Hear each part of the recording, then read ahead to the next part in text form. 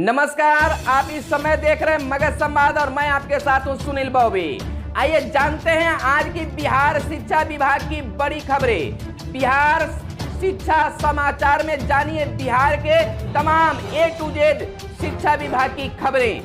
क्या वैकेंसी आया है, क्या शिक्षकों के लिए खबर है, क्या छात्रों के लिए खबर है, तो आइए जानते हैं आज की बिहार शिक्षा समाचार। आज की बिहार शिक्षा समाचार में बिहार की बड़ी खबरें। बिहार के शिक्षा मंत्री विजय कुमार चौधरी का आया है बड़ा बयान। कहा शिक्षकों की नियुक्ति कोर्ट से अनुमति मिलते ही जल्द होगी शुरू। शिक्षा मंत्री विजय कुमार चौधरी ने मंगलवार को विधानसभा में प्रश्नकाल के दौरान आए एक सवाल के उत्तर में कहा कि माध्यमिक व प्राथमिक शिक्षकों की नियुक्ति को ले सरकार न्यायालय से अनुमति मांगेगी। अनुमति मिलते ही नियोजन की प्रक्रिया आरंभ हो जाएगी। मालूम हो कि 30,000 माध्यमिक शिक्षकों की नियुक्ति की प्रक्रिया पर अभी न्यायालय ने रोक लगाई है। इसका असर 94,000 प्राथमिक शिक्षकों की नियुक्ति पर भी हो गया है। राजद के समीर महासेठ ने गुणवत्तापूर्ण शिक्षा से संबंधित प्रश्न उठाया था। शिक्षा मंत्री ने कहा कि वर्तमान सरकार शैक्षणिक स्थिति में सुधार को तत्पर है। राज्य बजट का सबसे अधिक 2,194% शिक्षा मद में है। राज्य के 8,386 पंचायतों में उच्च माध्यमिक विद्यालयों की स्थापना की गई है। विज्ञान, गणित और अंग्रेजी के शिक्षकों की कमी को ध्यान में रखते हुए 4,050 अतिथि शिक्षकों की सेवा ली जा रही है। विश्वविद्यालय सेवा आयोग द्वारा 4,638 सहायक प्राध्यापकों की नियुक्ति की प्रक्रिया चल रही है। शिक्षा मंत्री ने जानकारी दी कि पहले चरण में उन अनुमंडलों में डिग्री कॉलेज खोले जाएंगे जहां नहीं है। जिन जगहों पर डिग्री कॉलेज शुरू किए जाने की जमीन नहीं मिल रही, वहां डीएम को यह कहा जाएगा कि आप शीघ्र ही इसकी व्यवस्था करें।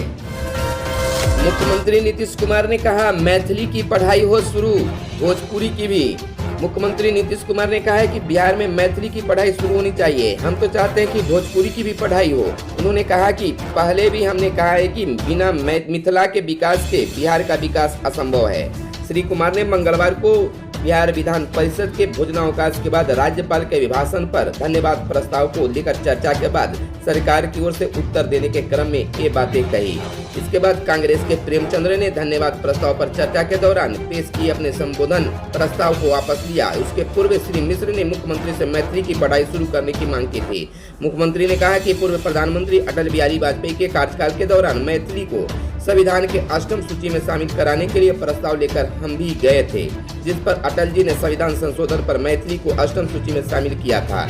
कहा कि शिक्षा मंत्री स्वयं मिथिला क्षेत्र के हैं और वे मैथिली की पढ़ाई शुरू किए जाने पर विचार करेंगे। वे देखेंगे कि आखिर क्या परेशानी आ रही है। 11,500 स्वास्थ्य कर्मियों की जल्द होगी भर्ती। राज्य में जल्द 11,500 से अधिक पदों पर जल्द विशेषज्ञ व सामान्य चिकित्सक और स्वास्थ्य कर्मियों की बहाली होगी। इन पदों पर बहाली के लिए खाली पदों पर बहाली के लिए सामान्य प्रशासन विभाग के माध्यम से बिहार तकनीकी सेवा आयोग को अधियाचना भेजी जा चुकी है। मंगलवार को विधान परिषद में स्वास्थ्य मंत्री मंगल पांडे ने उक्त जानकारी दी। कहा कि राज्य में अभी विशेषज्ञ चिकित्सा पदाधिकारी के 3,706 व सामान्य चिकित्सा पदाधिकारी के 2,632 पद रिक्त हैं। वहीं स्टाफ नर्स ग्रेड ए के रिक्त पदों की संख्या 9,130 पर चयन हेतु भेजी गई। अधियाचना के विरुद्ध अब तक 5,096 नर्स ग्रेड ए की अनुशंसा प्राप्त हुई है। इनकी पदस्थापना विभिन्न संस्थानों में की गई है। रामलक्ष्मी के कार्यक्रम प्रश्न के जवाब में स्वास्थ्य मंत्री ने कहा कि बिहार तकनीकी सेवा आयोग की अनुशंसा के आलोक में जुलाई 2020 से सितंबर 2020 तक 929 विशेषज्ञ चिकित्सा पदाधिकारी व 3,186 सामान्य चिकित्सा पदाधिकारी की नियुक्ति कर विभिन्न स्वास्थ्य सेवा संस्थानों में पद स्थापित किया जाएगा। राष्ट्रीय स्वास्थ्य मिशन के तहत होगी बहाली। विधान परिषद में राधा चरण शाह के अल्पसूचित प्रश्न के जवाब में स्वास्थ्य मंत्री मंगल पांडे ने कहा कि राष्ट्रीय स्वास्थ्य मिशन के तहत बहाल होने वाले विशेषज्ञ चिकित्सक 814 में से 113 सामान्य चिकित्सक के 915, 289 आयुष चिकित्सक के 3,021 में 2,564, दंत चिकित्सक के 9 में 7 उपलब्ध हैं, जबकि स्टाफ नर्स से 5,236 में से 421, ANM में 10,841 में 2,108, लैब टेक्नीशियन के 750 में से 486, फार्मासिस्ट के 919 में से 598, फिजियोथेरेपी के 119 में 119, तो प्रबंधकीय वन पदों में 6,427 में से 3,383 पदों पर स्वास्थ्य कर्मी उपलब्ध हैं। बाकी खाली पदों को भरने के लिए विज्ञापन प्रकाशित किया जाएगा। संजीव श्यामसी के अल्पसूचित प्रश्न के जवाब में मंत्री ने कहा कि मार्च तक पटना डेंटल कॉलेज के खाली 46 पदों पर बहाली कर ली जाएगी। अप्रैल से पटरी पर लौटेगी पढ़ाई। कोरोना संक्रमण के खत्म होने के प्रभाव के बीच स्कूलों से लेकर उच्च शिक्षण संस्थानों के लड़खड़ाते शैक्षणिक सत्र को फिर से पटरी पर लाने की तैयारी शुरू हो गई है। शिक्षा मंत्रालय ने इसके लिए संबंधित एजेंसियों को सभी जरूरी कदम उठाने के निर्देश जारी कर दिए हैं। खासकर स्कूलों से 10वीं और 12वीं की बोर्ड को छोड़कर बाकी सभी कक्षाओं की परीक्षाएं कराने और उनके परिणाम घोषित करने का काम 31 मार्च तक पूरा करने को कहा है, ताकि 1 अप्रैल से नई कक्षाएं शुरू हो सके। इसी तरह विश्वविद्यालय सहित दूसरे उच्च शिक्षण संस्थानों से भी नई कक्षाओं में प्रवेश प्रक्रिया से जुड़ी तैयारी करने के लिए कहा गया है।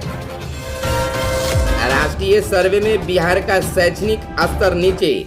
शिक्षा मंत्री विजय कुमार चौधरी ने मंगलवार को बिहार विधानसभा में स्वीकार किया कि नीति आयोग द्वारा जारी इंडेक्स के मुताबिक बिहार के शैक्षणिक स्तर का स्कोर 35.24 ही है। हालांकि उन्होंने कहा कि वर्तमान सरकार शैक्षणिक स्थिति में सुधार के लिए तत्पर है। शिक्षा की बेहतरी के लिए उठाए जा रहे कदमों की विस्तृत जानकारी उन्होंने सदन में रखी।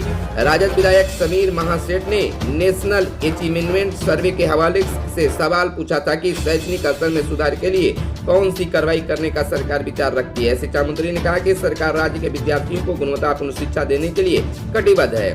2021-22 के बजट का 21.94% व्यय शिक्षा पर करने की योजना है।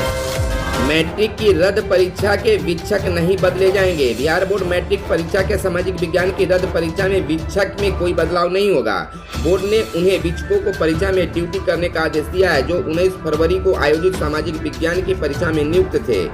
इसको लेकर बोर्ड ने सभी जिला शिक्षा कार्यालय को पत्र लिखकर सूचना दी है। 19 फरवरी को आयोजित सामाजिक विज्ञान विषय की प्रथम पाली की परीक्षा को रद्द कर दिया गया था। यह परीक्षा अब 8 मार्च को होगी। इसमें वही शिक्षक नियुक्त किए गए हैं जो 19 फरवरी की प्रथम पाली में नियुक्त किए गए थे। नीट पीजी के लिए 15 मार्च तक करें आवेदन। नीट पीजी 2021 का आयोजन 18 अप्रैल को होगा। परीक्षा के लिए ऑनलाइन फॉर्म भरने की प्रक्रिया मंगलवार 23 फरवरी दोपहर 3 बजे से शुरू कर दिया गया है। फॉर्म 15 मार्च रात 11:55 तक भर सकते हैं। नीट पीजी के लिए एडमिट कार्ड 12 अप्रैल को जारी किया जाएगा। परीक्षा 18 अप्रैल को होगी और रिजल्ट 21 मई को जारी कर दिया जाएगा। बीपीएससी की पारदर्शिता से हुए रूबरू। बिहार लोक सेवा आयोग बीपीएससी की अत्याधुनिक तकनीकी पर आधारित कार्य प्रणाली के अध्ययन के लिए मंगलवार को हरियाणा लोक सेवा आयोग की 2 सदस्यीय टीम पहुंची। टीम के सदस्य में डॉक्टर वंदना शर्मा एवं जय भगवान गोयल ने आयोग के अध्यक्ष आर.के. महाजन और सचिव केशव रंजन प्रसाद से मिलकर विज्ञापन प्रकाशन, रजिस्ट्रेशन, परीक्षा आयोजन, कॉपियों की गोपनीयता, बार कोडिंग, मूल्यांकन, साक्षात्कार और रिजल्ट से जुड़ी बारीकियों की जानकारी ली। अध्यक्ष की टीम को साक्षात्कार प्रक्रिया की गोपनीयता में कोडिंग के महत्व से रूबरू कराया। टीम ने आयोग के नए भवन तथा निगरानी व्यवस्था की भी जानकारी लेने के साथ अध्यक्ष व सचिव को हरियाणा लोक सेवा आयोग में आमंत्रित किया। बीपीएससी की पारदर्शिता की सराहना करते हुए टीम ने कई कार्यों को हरियाणा में समीक्षा के उपरांत लागू करने की सहमति भी जताई है। छात्रवृत्ति फॉर्म में 15 मार्च तक कर सकते हैं सुधार। अनुसूचित जाति एवं अनुसूचित जनजाति तथा पिछड़ा वर्ग एवं अति पिछड़ा के प्रवेशिकोत्तर पर छात्रवृत्ति योजना के लिए वर्ष 2018-19 का आवेदन भरवाया गया है, लेकिन प्रदेश भर के हजारों परीक्षार्थियों ने फॉर्म भरने में कई तरह की त्रुटि कर दी है। 2,20,367 छात्रों ने छात्रवृत्ति फॉर्म भरने में गलती की है। यह गलती हर जिले के छात्रों द्वारा की गई है। भारत सरकार के एनएसपी पर यह पकड़ में आया है। एनएसपी की माने तो बिहार के हर जिले में इसकी संख्या हजारों में है। पटना जिले की बात करें तो 9,555 छात्रों ने छात्रवृत्ति फॉर्म गलत भरा है। इसकी जानकारी हर जिला शिक्षा कार्यालय को दे दी गई है। त्रुटि आवेदन की संख्या अधिक होने के कारण इसमें सुधार करने का मौका दिया गया है। सुधार के लिए एनएसपी के पोर्टल खोल दिया गया और छात्र 15 मार्च तक छात्रवृत्ति फॉर्म में सुधार कर सकते हैं। बजट में 20 लाख युवाओं को रोजगार देने की रोड मैप तैयार। पूर्व उप मुख्यमंत्री सुशील मोदी ने कहा है कि 2021-22 के बजट में शिक्षा, कौशल विकास और उद्यमिता पर खास जोर दिया गया है। पहल से साफ है कि नई एनडीए सरकार 20 लाख युवाओं को रोजगार देने के रोड मैप पर काम करेगी। आईआईटी और पॉलिटेक्निक संस्थानों को जोड़ने और हर जिले में एक मेगा स्किल सेंटर खोलने की घोषणा उत्साह जगाने वाली है। वित्त मंत्री तारकिशोर प्रसाद का बजट युवाओं और किसानों को समर्पित है। बिहार के 2,18,303 करोड़ की बजट में सबसे ज्यादा 21.94% राशि शिक्षा विभाग को दी गई है। ग्रामीण कार्य, ग्रामीण विकास और कृषि विभाग मिलाकर कुल बजट की 26.62% राशि ग्रामीण क्षेत्र में खर्च करने का प्रस्ताव राज्य के गांवों को तेज विकास सुनिश्चित करने वाला है। विद्यार्थियों के लिए योगा क्लास होगा शुरू। पीएमसीएच के एमबीबीएस के पहले सत्र में नामांकन कराए छात्र छात्राओं के लिए मंगलवार को योगा क्लास शुरू की गई है। आध्यात्मिक सत्संग समिति के पटना के योग गुरुओं द्वारा छात्रों को योग की शिक्षा दी जा रही है। यह शिक्षा मई तक चलेगी, जिसमें कुल 15 क्लास लिए जाएंगे। प्राचार्य डॉक्टर बीपी चौधरी ने बताया कि भारतीय आयुर्विज्ञान आयोग द्वारा पहले वर्ष के मेडिकल कॉलेज के छात्रों के लिए योगा विषय को फाउंडेशन कोर्स में शामिल करने की सिफारिश की गई है। इसके आधार पर आध्यात्मिक सत्संग समिति को निःशुल्क योगा प्रशिक्षण देने के लिए आमंत्रित किया गया है। अनुकंपा समिति लगाएगी नियुक्ति पर मुहर। पाटलिपुत्र विश्वविद्यालय में अनुकंपा के आधार पर नियुक्ति के रास्ता साफ हो गया है। कुलपति की ओर से बनाई गई जांच कमेटी ने नियुक्ति की अनुशंसा कर दी है। उस पर अंतिम मुहर 24 फरवरी 2021 को विश्वविद्यालय द्वारा गठित की गई अनुकंपा समिति करेगी और उन्हें नियुक्ति पत्र दिया जाएगा। कुलपति प्रोफेसर सुरेश प्रताप सिंह की अध्यक्षता समिति पत्र बांटेगी। इसका एक लंबा इंतजार पाटलिपुत्र विश्वविद्यालय द्वारा खत्म होगा। ऑनलाइन होगी 5वीं तक की वार्षिक परीक्षा। स्कूल भले 1 मार्च से खुलने की घोषणा हुई है, लेकिन 1 से 5वीं कक्षा तक के बच्चे स्कूल नहीं आएंगे। उनकी वार्षिक परीक्षा भी ऑनलाइन ली जाएगी। ज्यादातर स्कूलों ने 1 से 5वीं कक्षा तक की वार्षिक परीक्षा ऑनलाइन लेने का निर्णय लिया है। स्कूलों द्वारा अभिभावकों को ऑनलाइन परीक्षा का शेड्यूल भी भेज दिया गया है। इसके साथ ही एलजे की और यूजे की वार्षिक परीक्षा भी ऑनलाइन ही स्कूल द्वारा ली जा रही है। माउंट कॉन्वेंट स्कूल की प्रचार सिस्टर सेरेना ने बताया कि 5वीं कक्षा तक की वार्षिक परीक्षा ऑनलाइन ली जाएगी। कई कक्षाओं की परीक्षा शुरू हो चुकी है, वहीं बाकी कक्षाओं की परीक्षा 1 मार्च से शुरू की जाएगी। डॉन बास्को एकेडमी की प्राचार्य मेरी अफसू ने बताया कि 5वीं तक के बच्चों की परीक्षा ऑनलाइन ली जाएगी। इस तरह से प्राइवेट विद्यालयों में 5वीं तक के कक्षाओं का ऑनलाइन परीक्षा लेने का निर्णय लिया गया है। फर्जी नियोजित शिक्षकों को लेकर शिक्षा मंत्री विजय कुमार चौधरी का आया बड़ा बयान। कहा, गलत प्रमाण पत्र वाले नियोजित शिक्षकों की सेवा बहाल नहीं होगी।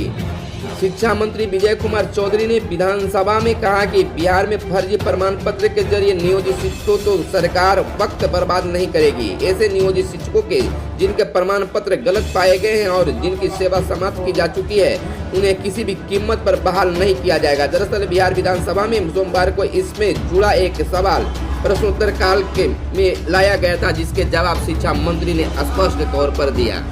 खबरों में आज बस इतना ही। यह वीडियो आपको पसंद आया हो तो एक लाइक जरूर करेंगे। अगर चैनल को अब तक सब्सक्राइब नहीं किए हैं तो शिक्षा जगत के समाचार को जानने के लिए चैनल को कर ले सब्सक्राइब। धन्यवाद। जय हिंद, जय भारत, वंदे मातरम।